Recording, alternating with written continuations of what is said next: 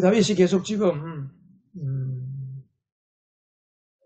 한 7년, 거의 한 6년, 7년, 8년, 7, 8년 정도 지금 계속 쫓기고 있습니다. 이런 쭉 기바에서부터 노벌 거쳐서 쭉 이런 여러 가지 지역들로 쫓기고 화살표가 되어주게 된 거죠. 그래서 지난주에는 엔게디 광야에 왔는데 그 동굴에 숨어 있는데 사울이 3,000명의 정예병사를 데리고 다윗을 잡으려고 쫓아가서 근데 마침 다윗이 굴속에 들어온 사울을 죽일 수 있음에도 불구하고 살려주었잖아요. 그래서 다윗이 엔게디 광야의 굴에서 사울을 죽이지 않고 살려주었지만은 사울이 또다시 다윗을 잡으려고 마음을 바꿔놓습니다. 한동안 사울이 자기를 살려주고 죽이지 않고 그도자락만 살짝 된 것에 대해서 너무 감동하고 감사하고 그 자리에서 엉엉 울면서 다윗이 고맙다고 그리고 다윗을 축복하고 그렇게 돌아갔잖아요. 왕궁으로. 사울은 왕궁에 돌아가서 어떤 마음이었겠습니까? 자기를 죽이지 않고 살려준 다윗. 자기는 그 군사 몇천 명씩 데리고 그 다윗을 쫓으려고 찾아가고 죽이려고 했던 자기 자신을 보면서 얼마나 미안하고 부끄럽겠습니까? 다윗이 고마웠을 거예요. 그래서 내가 이제 다시는 다윗을 추격하지 않겠다 다짐을 했습니다. 그런데 얼마가 지났습니다.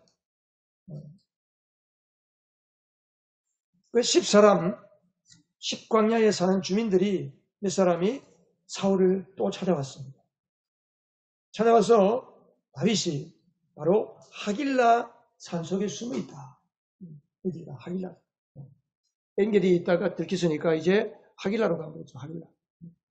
하길라로 가서 이제 바로 우리 사는 그 마을 부근에 그 산속에 숨어 있다는 거예요. 그 이야기를 듣고 사울의 부하들 중에 또 몇몇이 사울을 또 부추기는 겁니다. 임금님, 사울을 살려두고서는 다윗을 살려주고서는 임금님의 자리가 든든할 수가 없습니다. 다윗이 살아있는 한 요나단은 왕이 되지 못할 것입니다. 사울의 아들 요나단이 왕이 되어야 되지 않겠습니까? 그렇기 때문에 반드시 다윗을 쫓아가서 죽이십시오. 그렇게 사울을 부추기는 사람들이 틀림없이 있었단 말이에요. 그러니까 사울이 또 그런 사람들의 말을 들으니까 또 그런 것 같아. 그래서 사울이 다윗을 더 이상 추격하지 않겠다는 그 마음을 바꾸어 먹고 군사 3,000명을 데리고 다윗이 있는 하길라 숲속으로 갔습니다. 이번에는 내가 반드시 다윗을 잡아서 끌고 가야 되겠다. 죽여야 되겠다. 그러니까 몇 날 며칠이 걸릴지 한 달이 걸릴지 모르니까 여기에다가 진을 다 쳐라. 그래서 이스라엘의 그 사울의 군사 3,000명들이 다 텐트를 쳤어요. 진을 치고 숲속에 있는 길가에다가 다 진을 쳤습니다. 그런데 하길라 광야 저 산 언덕에 다윗이 그 3,000명의 군사들이 오는 것을 다 지켜보고 있잖아요. 그래서 정찰병을 보냈습니다. 여러분 그때는 지금처럼 군복이 있는 것도 아니고 그냥 무기라 그래봐야 뭐겠어요. 무기가 없어요. 기껏 칼과 창을 든 사람들은 일부 장군들, 왕이나 장군들 외에는 다 나무 막대기, 꽃갱이, 이런 거, 무기라 해봐야 그런 거지 않겠어요. 그 정찰병이 몰래 숨어 들어가서 사울이 어디에 진을 쳤는지, 어디에 숙소를 정했는지를 돌아보고 와서 다윗에게 보고를 했습니다. 다윗이 이제 잠잘 때 밤에 혼자서 몰래 정찰병이 알려준 사울의 숙소 부근으로 가봤습니다. 그랬더니 그 사울 숙소 부근에 아브넬이라고 하는 사울의 용맹스러운 장군이 옆에서 자고 그리고 그 부하들이 그 진을 둘러서 자고 있는 거예요. 이 다윗이 자기 부하들이 있는 곳으로 갔습니다. 누가 나와 함께 저기를 갈 거냐? 그랬더니 다윗의 조카, 자기 다윗의 누이의 그 아들, 조카 아비새가 제가 가겠습니다. 다윗과 아비새가 이 사울이 잠자고 있는 텐트로 들어갔어요. 진으로 들어갔어요. 들어가 보니까 사울이 잠을 자고 있고, 그리고 사울 머리맡에는 물병이 놓여 있고, 그리고 창이 땅에 꽂혀 있습니다. 아비새가 다윗에게 그러죠. 장군님, 두 번 찌를 것도 없습니다. 이 창으로 한 번만에 내가 이 사울을 땅바닥에 박아버리겠습니다. 다윗이 뭐라고 그랬어요? 주님께서 기름 부어 세운 하나님의 사람이에요. 사람이 처치할 수가 없다.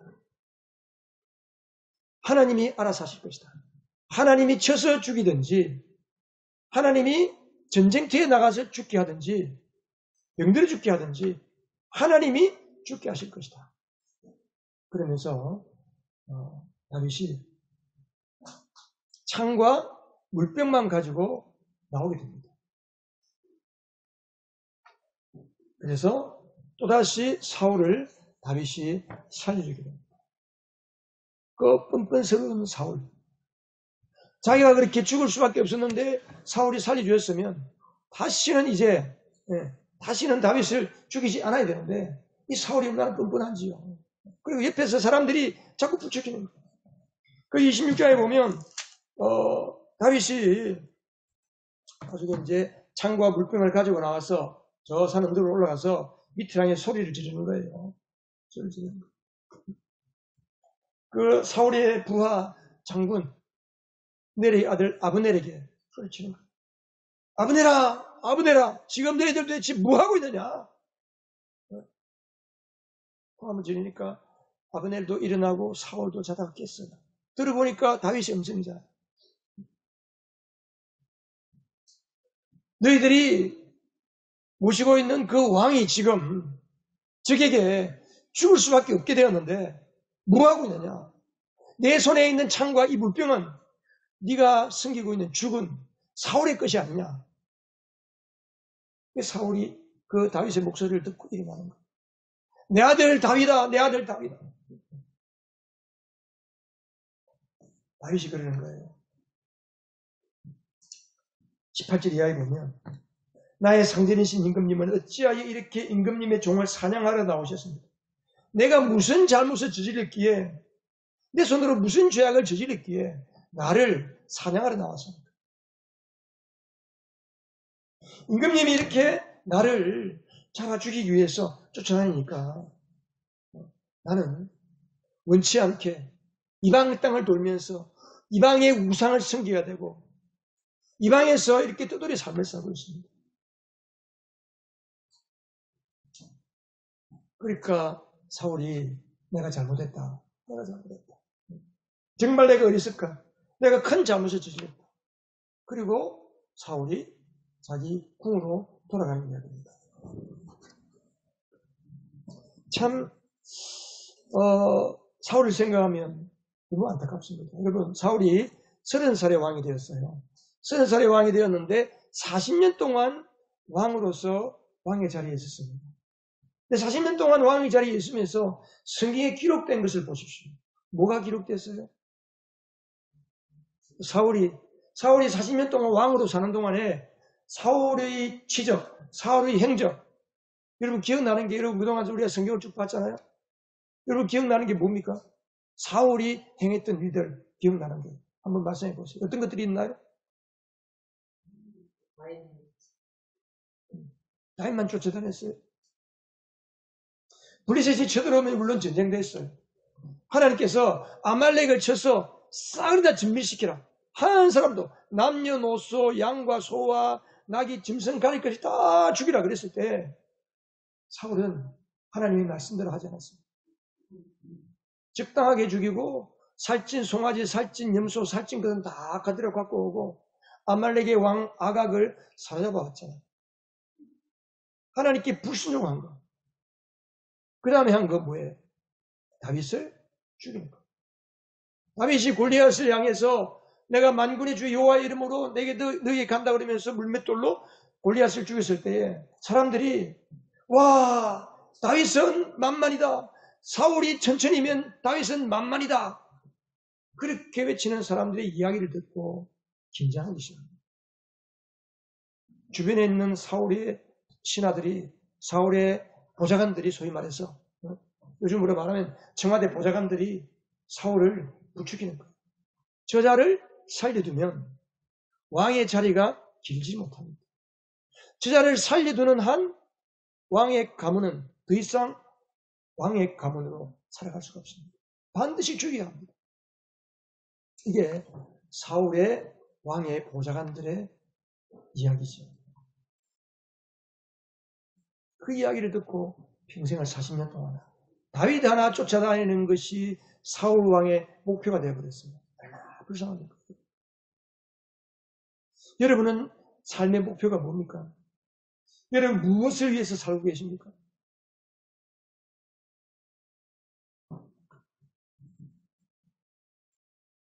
제가 언젠가 그랬죠. 저는 제가 죽었을 때 읽어야 하는 추도문을 제가 써놨습니다. 나는 아내에게는 이런 사람으로 기억되기를 원하고 자식들에게는 이런 사람으로 기억되기를 원하고 나는 성도들이 우리 목사님은 이런 분이었다. 추도사에. 그렇게 추도사를 기록해놨어요. 나의 친구들은 나를 이런 사람이었다. 김홍일 목사님은 무엇을 위해 살다 갔다. 추도사에 그것을 기록해놨습니다. 여러분은 무엇을 위해 살고 계십니까?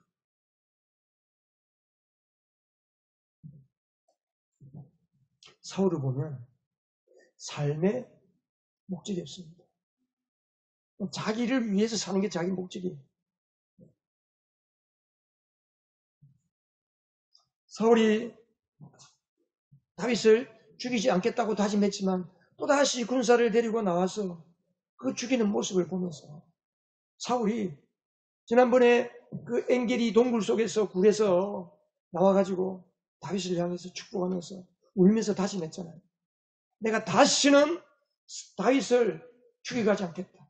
내가 다시는 사울을 괴롭히지 않겠다. 울면서 다짐하고 결심했지만 그 결심이 오래 가지를 못합니다. 여러분, 사람은 결심한다고 결심한 대로 살 수 없습니다. 다짐한다고 다짐한 대로 살 수 없는 게 사람입니다. 네, 사람의 마음은 한없이 약합니다. 내 환경과 처지와 형편 속에서 그게 맞춰서 살도록 밖에 그렇게 사는데 익숙해져 있습니다.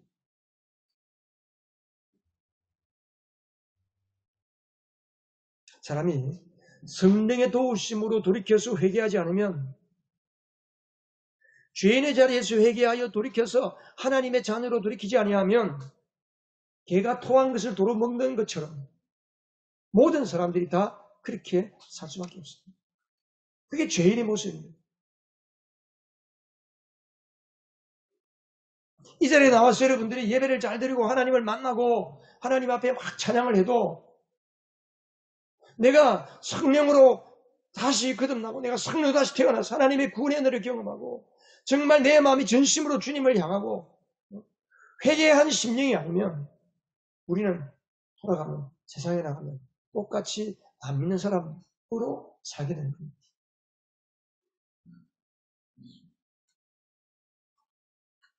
구원받지 못한 죄인은 할 수가 없습니다. 네. 구원받지 못한 죄인은 내 속의 주인이 자기 자신이기 때문입니다.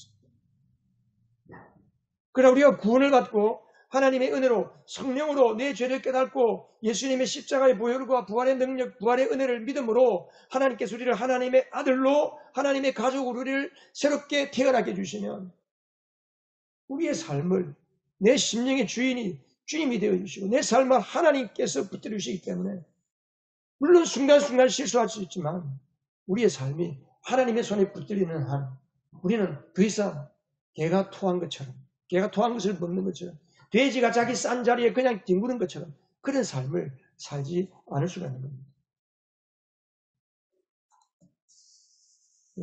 사람이 거듭나지 아니하면, 하나님의 생명으로 내가 다시 태어나지 아니하면 아무리 종교생활을 열심히 하고 아무리 착하게 살고 아무리 여러분들이 예배를 수백 번 드려도 그 사람은 여전히 하나님 앞에서는 죄인입니다. 죄인. 아무리 최고의 인격 수양을 하고 윤리 도덕 박사를 100개를 가지고 있어도 그 사람은 하나님 앞에서 죄인입니다. 천만인이 내 주변에서 나를 저 사람은 법이 없이 살 수 있는 양심적인 사람이다라고 말해도 거듭나지 못하면 나는 하나님 앞에서, 사람 앞에서는 괜찮은 사람인지를 몰라도, 사람 앞에서는 아무리 착하고 깨끗하고 괜찮은 사람인 것처럼 포장하고 살지를 몰라도 하나님 앞에서는 구원받지 못한 죄인입니다. 영의 눈으로 보면 죄라고 하는 것이 얼마나 지저분한 줄 아세요? 영의 눈으로 보면 죄라고 하는 것을 우리가 입고 사는데 그 죄의 옷이 얼마나 지저분하고 누더기같이 근래 조각 같은, 성경에 보면 그렇게 표현되어 있어요. 근래 조각 같은 옷이라 했어요. 근래 조각 같은 옷. 그게 죄인의 옷이에요. 죄인은 그런 모습이라는 거예요. 하나님께서 보실 때. 하나님께 그게 안타깝기 때문에 하나님께서 우리를 위해서 하나님의 아들 예수님이 직접 이 땅에 오셔서 내가 죽어서 죄값을 치러야 함에도 불구하고 그 죄값을 예수님께서 다 십자가에서 치러주시고 우리를 하나님의 아들로 초청하고 있죠. 우리가 그 초청을 받아들이고 수고하고 무거운 짐진 자들아 다 내게로 오라. 내가 너희를 쉬게 하겠다. 우리가 우리 자신 하나님 앞에 맡기고 주님 앞에 나가면 하나님께서는 성령으로 우리를 하나님의 은혜로, 내 노력이 아니라 하나님의 은혜로 우리를 값없이 깨끗하게 해주시고 의인의 자리로 옮겨주시는 겁니다. 하나님만이 주시는 참 만족과 참 기쁨으로 이 땅에서 살아갈 수 있는 겁니다. 누려보지 못한 하나님만이 주시는 그 누구도 설명할 수 없는 내 마음속에서 나오는 기쁨과 감사가 그 삶을 지탱하는 그런 하나님의 생명과 하나님의 능력이 우리의 삶을 지탱하는 그런 사람. 이게 바로 구원받은 삶의 모습입니다. 이게 믿음의 비밀입니다. 믿음의 비밀. 우리 그리스도인들은 이런 믿음의 비밀을 간직하고 살아야 우리 주변에 하나님의 생명의 기운을 흘려보내는 겁니다. 바로 그런 사람이 다윗입니다. 다윗이 이렇게 내 안에 하나님이 주시는 기쁨과 감사와 감격, 그 은혜가 충만했기 때문에 하나님으로 만족했기 때문에 죽일 수 있는 자기를 죽이려고 찾아오는 그 사울을 죽이지 않고 창을 뽑아서 땅바닥에다가 심장을 찌르면 한 번만에 죽을 수 있는 그 사람을 그대로 살려주고 나오는 겁니다. 그게 바로 다윗이에요. 다윗만 그럴 수 있습니까? 구원받은 우리도 얼마든지 다윗처럼 그렇게 살아갈 수가 있습니다.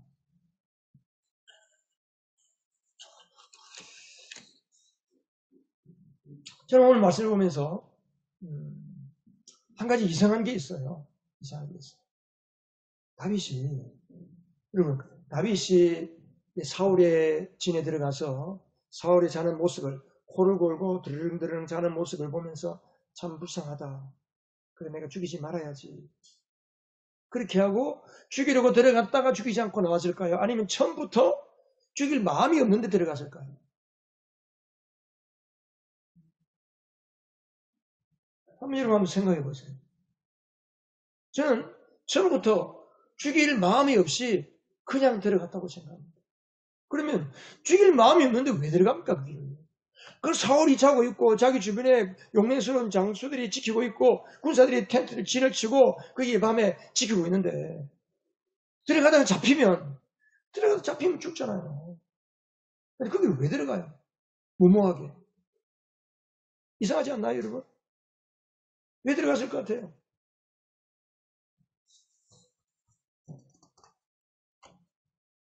아니, 내가 죽는데 죽을 각오를 하고 들어가야 되는데 죽을 각오를 하고 들어가서 그 창하고 물병 가지고 나오기 위해서 들어갔어요?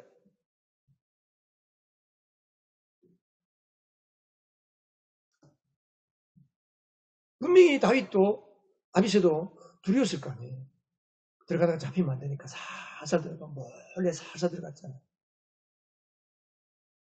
그분 들어가서 사울 앞에 무릎 꿇고 삭삭 잘못했다고 빌리고 들어갔을까요?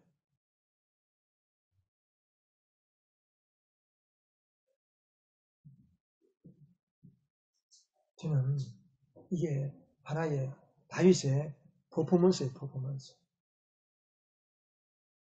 우리 롯데 야구하는 부산 사직운동장에 가는 관중들이 상대 투수가 1루수를 견제하면 뭐라 그러죠? 여러분들이 야구를 안 보시는구나. 너무 거룩해서. 이 연기에 가서 너무 거룩해가지고 뭐 야구 같은 거 목사님 야구 보세요. 뭐 그런 걸 보시면 그렇게 한 것 같은데. 마 그런 소리 못 들으세요? 마 하는 거? 들어봤죠?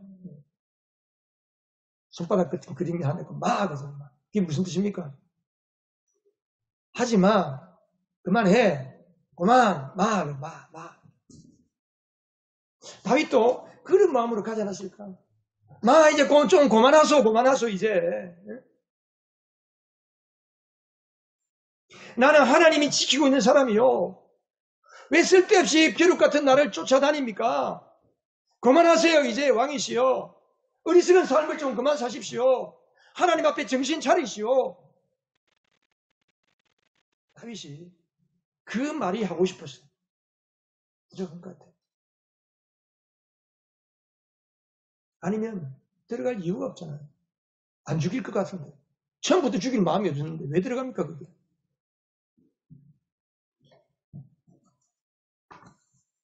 그래도 그렇지. 어떻게 그런 내용 때문에 하나님이 내 편이시기 때문에 당신이 아무리 설치고 나를 쫓아다녀도 죽일 수가 없습니다. 그만하세요. 라고 하기 위해서는 뭐가 필요합니까? 거기에 들어가기 위해서는 용기가 필요합니다. 용기. 믿음의 용기. 하나님이 내 편이시다는 것. 한번 따라하시죠. 하나님이 내 편이시다. 하나님이 내 편이시다. 하나님이 살아계신 하나님이 내 편이라는 거예요. 하나님이 내 편. 더 이상 날 건드리지 마시오. 하나님이 나를 지키고 있다는 사실을 그동안 나를 쫓아다니면서 못 봤습니까?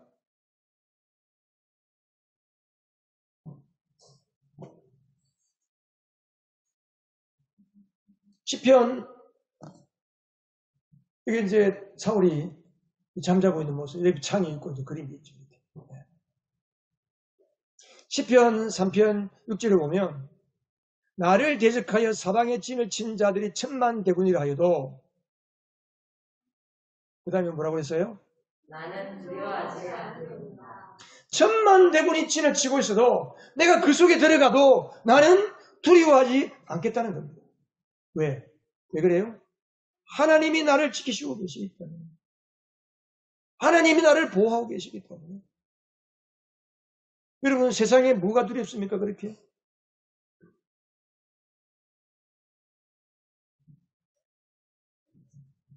다윗이 이렇게 용기를 내고 거기에 들어갈 수 있었던 것은 또 시편 18편 32절에 보면 하나님께서 나에게 용기를 북돋워 주시며 하나님께서 나의 길을 안전하게 지켜주신다. 그렇게 합니다. 그 용기가 어디에서 나왔어요? 어디에서 나왔어요? 그 용기가? 하나님으로부터 나왔다는 거예요. 하나님으로부터. 이게 다른 말로 하면 기가 살아있는 거예요. 다윗의 기가 살아있는 거예요. 기가. 예수 믿는 기가 살아있다는 거예요. 여러분 다윗이 이런 용기가 하루아침에 생겼을까요? 우리가 흔히 그러죠. 객기래 객기. 괜히 그냥 만용. 괜히 용기 있는 척 한번 해보는 거. 한번 해보려고 그렇게 들어갔을까요? 다윗이? 저는 그렇게 생각하지 않습니다. 다윗의 이런 용기 있는 믿음, 다윗의 영성은 언제부터 만들어졌습니까?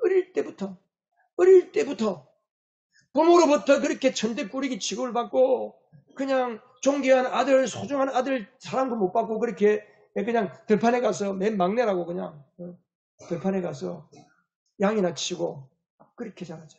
그렇지만 다윗은 그 양을 치는 들판에서 하나님을 바라보고 하늘에 떠있는 별들을 바라보면서 건드리는 푸른 나무를 바라보면서 양떼들을 바라보면서 하나님이 나의 목자시고 하나님이 나를 지켜주시고 사자가 와서 곰이 와서 그 양떼를 물고 가면 하나님을 의지하고 쫓아가서 사자와 싸울 수 있는 그 기백 용기 어디에서 나왔어요? 하나님이 나를 지켜주시는 그 믿음, 그 믿음에서 나오는 겁니다.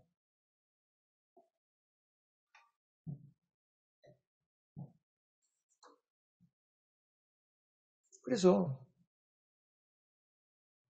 사무엘상 17장에 그런 믿음으로 평소에 살아왔기 때문에 골리앗 앞에 가서 뭐라고 그랬어요? 우리 사무엘상 17장 45절. 제가 성경 중에서 구약 성경 중에 제일 좋아하는 성경 구절 중에 한 가지거든요. 제가 어릴 때 다윗의 이야기를 읽다가 이 말씀에 너무 감동받았어요.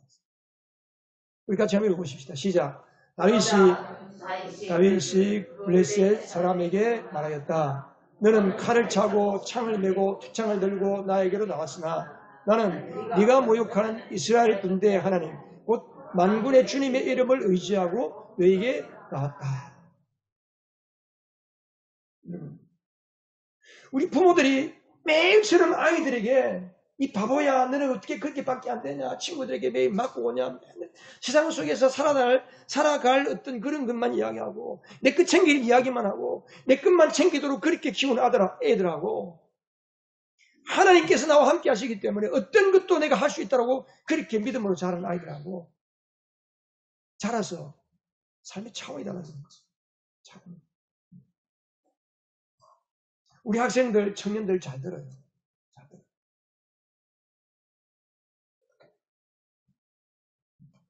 그렇게 공부가 두려워요? 그렇게 내 인생 앞길이 그렇게 두려우세요? 여러분 살아가는 그 길이 그렇게 두려우세요? 내가 뭘 해먹고 살아야 되는지, 내 노후 대책을 어떻게 해야 되는지, 여러분 두려우세요? 두려움이 그 문제를 해결해 주십니까? 해결해 줍니까? 아니잖아요.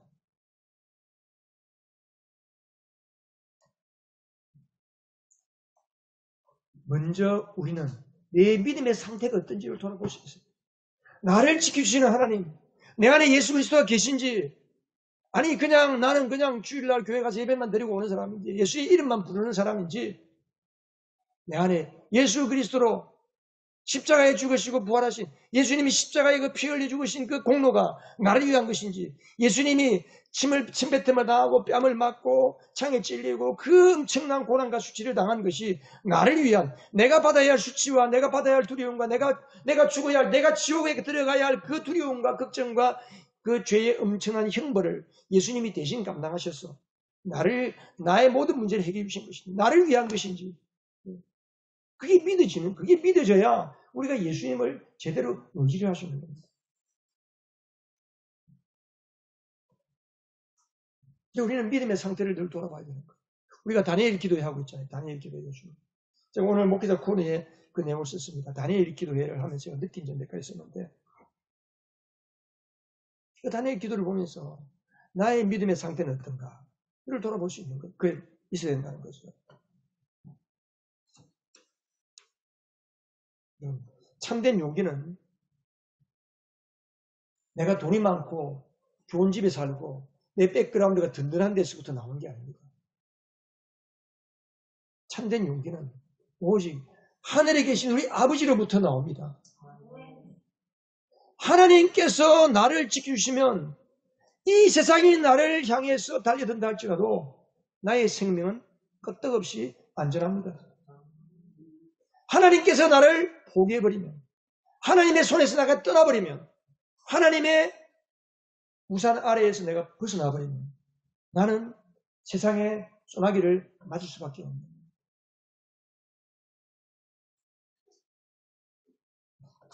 믿음은, 용기는, 참된 용기는 주님께로부터 나옵니다. 믿음을 다른 말로 하면 용기예요, 용기. 여러분, 믿음의 반대말이 뭔지 아시죠? 믿음의 반대말은 두려움이에요, 두려움. 두려우면 세상이 두려우면, 돈이 두려우면, 공부가 두려우면 우리가 하나님 앞에 내 믿음을 지킬 수가 없습니다.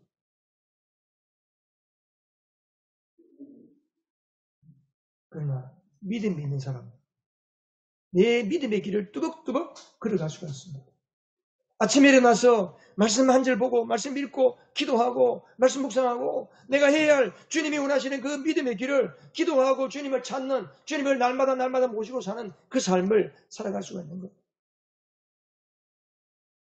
우리가 시간이 없어서 기도를 못합니까? 시간이 없어서 말씀을 보지 못할까요? 아닙니다.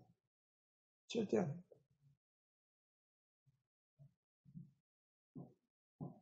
사는 게 두려워서, 사는 게 바쁘다고, 그것부터 먼저 해야 되는 것 때문에, 걱정, 의심 때문에 매였어.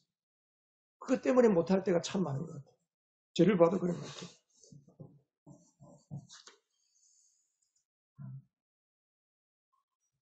주님을 위한 용기는, 믿음은 인간적인 계산에서 나오는 게 아닙니다. 오직 내 안에 살고 계시는 주님이 나와 함께 나를 위해서 살아가신다는 것을 믿을 때만 우리는 믿음의 삶을 걸어갈 수가 있습니다.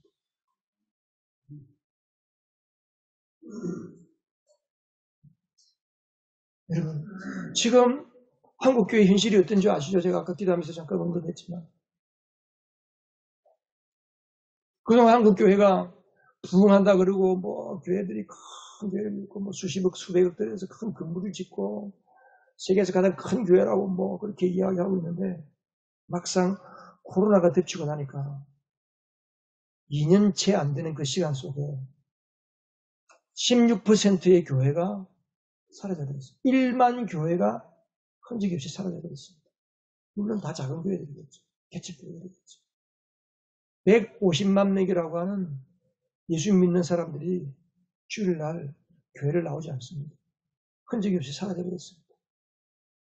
이게 한국교회의 현실입니다.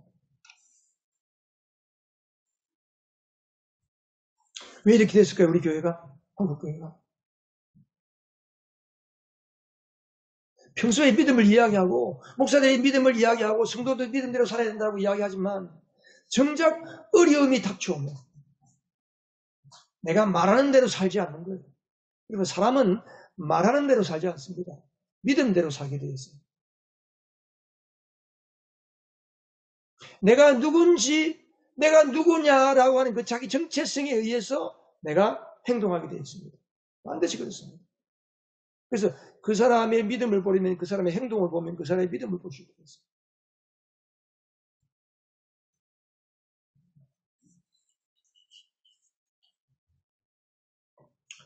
지제 우리가 11월 달부터 위드 코로나 그래가지고 뭐 이제 모든 뭐 식당들 영업 다 하고 갈 때 다 가고 뭐 다 이제 뭐 다 풀렸잖아요. 지금 뭐 다 풀린 상태잖아요. 지금. 아무리 뭐 방역 수칙 마스크만 쓰고 다닐 뿐이지 웬만한 건 다 하잖아요. 근데 유독 이 정부는 교회만큼은 철저하게 제한하고 있습니다. 몇 퍼센트 이내에서만 예배해요. 성가대는 못한다. 식사 못한다. 통성기도 못한다. 몇 명까지만 예배해라. 여러분, 전 세계에 대한민국 같은 나라가 없습니다. 미국도 예배를 제한하지 않습니다. 처음에 예배를 코로나 때문에 예배를 막 제한하다가 미국 교회가 헌법 소원을 하니까 헌법재판소에서 불법이다. 그렇게 하면 안 된다 그래가지고 미국 교회들 다 예배합니다. 물론 방역수칙 지키면서 예배하겠죠. 왜 이렇게 됐을까요? 한국 교회가? 정부가 악해서 그렇습니까? 자업자득입니다. 한국 교회가 믿음대로 살지 못했기 때문에 그렇습니다. 그동안 교회가 용기 있게 나서서 우리 예배해야 된다. 예배를 제한하면 안 된다. 말을 못하는 거예요. 뭐 작은 교회들 아무리 이야기해봐야 분성이 있어요. 큰 교회, 영향력 있는 목사들, 큰 교회, 대형 교회 영향력 있는 목사들이 나서서 정부를 향해서 이야기를 해야 되죠. 근데 도리어 그들이 정부의 정책대로 따라가야 된다 그러고 뭐 몇 퍼센트의 예배 드려라 그러고 뭐 줌으로 유튜브로 예배 된다 그러고 그걸 쫙 해놓고 그것이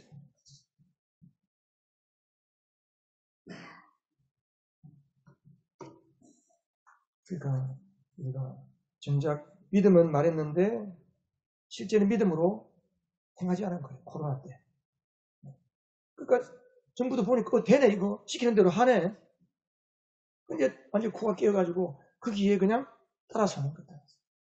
부산은 조금 덜 했는데 11월 이전에는 서울 지역에는요 99명 제한에 딱 묶여가지고 아무리 10,000명 들어가는 자리도 99명 이상 못 들어갔습니다.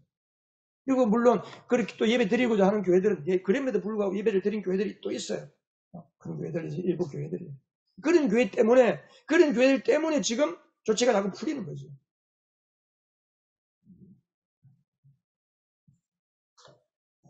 그리고 우리가 믿음의 용기가 없는 거예요.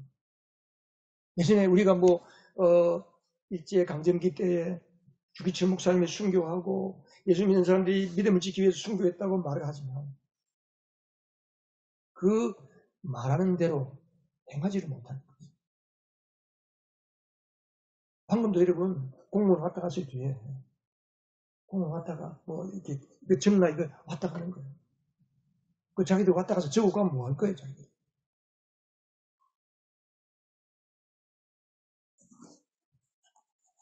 이런 상황 속에서 우리가 살고 있습니다.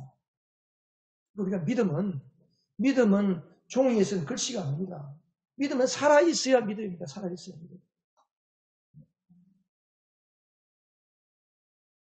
우리가 용기가 있어야 믿음 생활합니다, 여러분. 용기가 없으면 믿음 생활할 수가 없어요.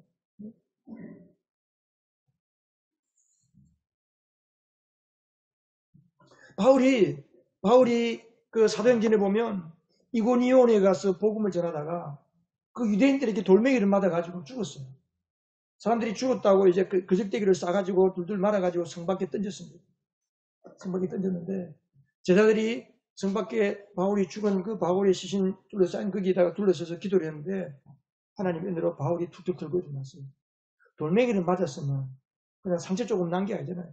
멍이 들고 찢어지고 피투성이 안 됐겠어요. 그렇게 죽을 정도가 되는. 그런데 바울이 툭툭 들고 다음날 다시 일어나서 그 다음 선교지장에 가는 거예요. 어떻게 이렇게 할 수 있습니까? 용기입니다. 용기. 믿음은 용기예요. 용기 있는 믿음이 있어야 우리는 무엇이든지 할 수 있는 거예요. 세상을 두려워하지 마십시오. 세상에 떨면, 세상을 두려워하면 세상에 지는 겁니다. 세상을 부러워하지도 마세요. 세상을 부러워하면 그 순간 지고 마는 겁니다. 우리는 어떤 믿음으로 살고 있습니까? 우리는 누굽니까? 그렇죠? 내가 누구냐? 나는 하나님의 아들이다. 하나님의 자녀다. 이 믿음이 없으면 그 어떤 것도 우리는 승리할 수가 없습니다.